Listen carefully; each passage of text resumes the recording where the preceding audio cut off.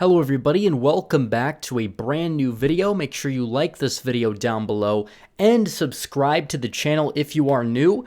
And today we're going to be talking about Josh Hawley. Josh Hawley's redemption arc has begun, and he is contesting the results, and he is committed to contesting the results of the 2020 election. I wanted to talk about that. I also wanted to talk about some other developments that may be proving why Josh Hawley is actually the real deal throughout this whole entire process. I have previously labeled him as Populism Inc. because he's been relatively all talk, no action, but now he's actually taking action. So maybe my opinion of him was wrong. So we're going to get into this. I have the good map up. The good map, I call it the good map because it makes the people on the left that comment on my videos very angry. That's why I love this map. So we're going to leave this map up until after January 6th, and it's going to be very exciting to see what happens then. But first, I have to tell you guys about my friends over at My Patriot Supply, because we are facing an uncertain future, my friends, and the next few weeks are going to set the tone for the next 4 years. And do you really want to be caught unprepared if things suddenly take a turn for the worst and Joe Biden somehow gets inaugurated? Because you don't have to. You can start preparing today so you have enough emergency food, water, and other essentials on hand at all times, no matter what happens, no matter the outcome. And it's best to have at least a 1-month supply of food and water for everyone in your household. You want long-term storage food that lasts up to 25 years so it's ready whenever you need it, and that's why I personally recommend My Patriot Supply. They're the go-to leaders for emergency preparedness, and they are the only source my family uses and trusts for our preparedness plan, and you should too. Right now, save $100 off a full 4-week supply of nutritious meals that supply 2,000 calories a day, delivered discreetly to your home. Saving $100 is impossible to pass up, especially now, so go to preparewithredeagle.com and get ready now. That's preparewithredeagle.com. There is no time to lose. Do it now. So we briefly talked about Josh Hawley. Let's look at the other side of the coin first, because you have this guy, this useless representative, Adam Kinzinger, out of Illinois' 16th Congressional District. This is a district that overwhelmingly elected President Trump, but at the same time you have a very weak establishmentarian representative that speaks to the special interests instead of the actual constituents of his district, and he's out there, he's calling other people grifters. He's the one grifting in front of the establishment so he can get the blessings of the media, because he believes that when Trump is gone, the media is going to look to him as their token Republican moving forward. So he calls congressional grifters and Trump a grifter because of January 6th. No, he's the grifter. He's the one that's out there grifting because he does not represent the interests of the Republican Party. He's out there saying hashtag restore our GOP. We'll exactly see whose GOP it is, because this poll right here, 72% of Republicans say it's Trump's GOP over the average member of Congress, which is the average member of Congress. Obviously, Kinzinger is optically far, far more establishmentarian than even the average Republican member of Congress. Obviously, we know behind closed doors it may be a different situation, but in terms of the general public, I would assume that less than 10% of Republicans would see Kinzinger as the model moving forward, because 3/4 of the party sees Trump as number one if Trump was to run again in 2024, if he fails on his efforts January 6th. The majority of the Republican Party would be behind him, probably 2/3, if not more, even if he was going up against several other high contenders. But that's really beside the point. The point is that Kinzinger is a weak establishmentarian shill. He's calling other people grifters, and he is symptomatic of the reason why we haven't won this thing right now. Because if the shoe was on the other foot, Biden would have been elected the day after the election. They would have got the attorneys, they would have got the courts to throw out the necessary ballots. They would have got it done, because as bad as the left is, as bad as their views are, the establishment of the left is ruthless, and they will do anything it takes to win. The Republicans will not do the same. They'll lay down and die to make themselves look good in the process in front of the establishment, like Adam Kinzinger. So the right doesn't have that many warriors besides President Trump himself, and we know this, and we've known this for a long time. But what we do know is that there are several warriors out there that can rise up, that can fight, people that have had potential to do it. And right now we see this here with Josh Hawley.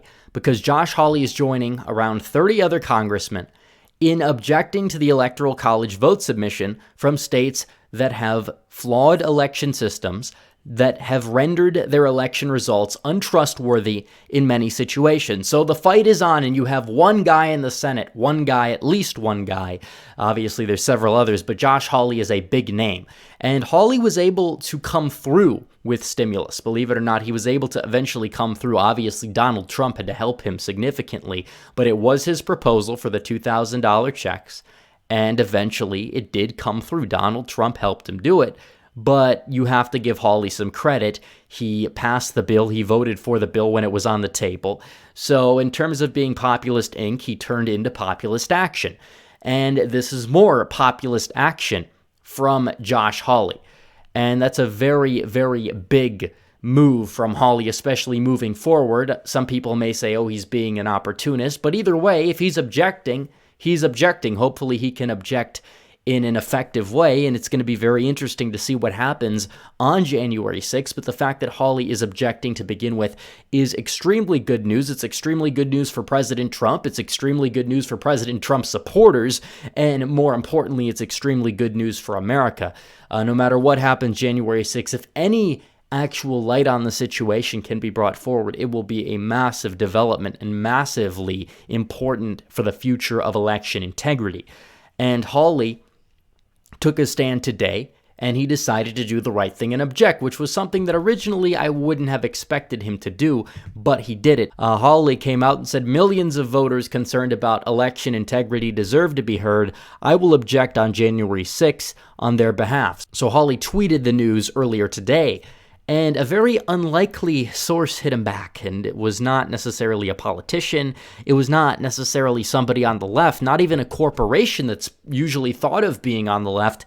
It was Walmart. Walmart, the left likes to use Walmart as an excuse to make fun of Trump supporters. Walmart is not necessarily seen as a left-wing corporation. Again, they hailed from the middle of nowhere in Arkansas, from Bentonville. I mean, obviously there's a city there, but it's relatively remote compared to a lot of the other corporations you see in places like Chicago, New York, Los Angeles, the Bay Area, wherever they may hail from. Bentonville, Arkansas, to have a massive corporation come out of there, it's always viewed as the redneck, rural type of store that people would go and shop at.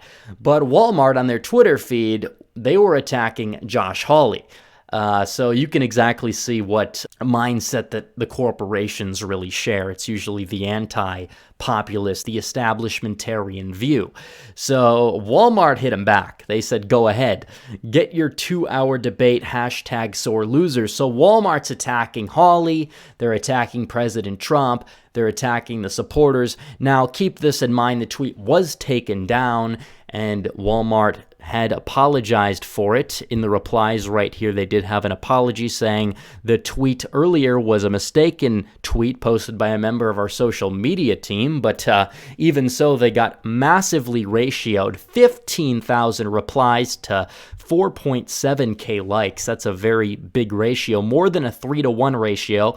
Especially when you take into consideration a lot of those retweets are quote tweets. That's even more fuel to the fire. But it really just shows you exactly where the mindset of the corporations really are, even corporations that are usually thought to be corporations that are on the right. Not anymore. Maybe they were out there for Bush, but they definitely are not out there for Donald Trump, because that's the way things are moving. That's the way things are changing in our political environment, our realignment that we have. But Hawley hit back Walmart big. And this is huge because Hawley's really been one of those guys that is more Hong Kong first than America first. Obviously, we oppose China. We hate China. We hate the CCP. But Hong Kong is definitely not the number one issue in America. It has been the number one issue for Josh Hawley. That's why I've labeled him as Populism Inc. in part, because he's mainly been Hong Kong first. Again, it is good to attack China from time to time. We hate China. We hate the social credit score that they have. But guess what? We're on big tech right now. There's a social credit score on big tech that's out there as an arm of the establishment to hurt conservatives and to, in many cases, try to deplatform them and unperson them and ruin their lives. And I think that that's a much more important issue at hand.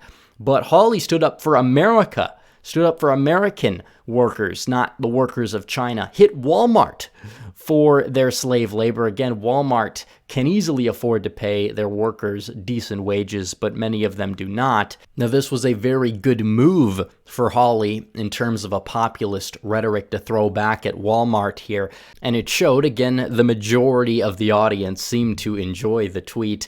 Almost 70,000 likes at the moment. Very, very big tweet for Josh Hawley there. And again, people need to understand Hawley is part of the realignment. His election was part of the realignment.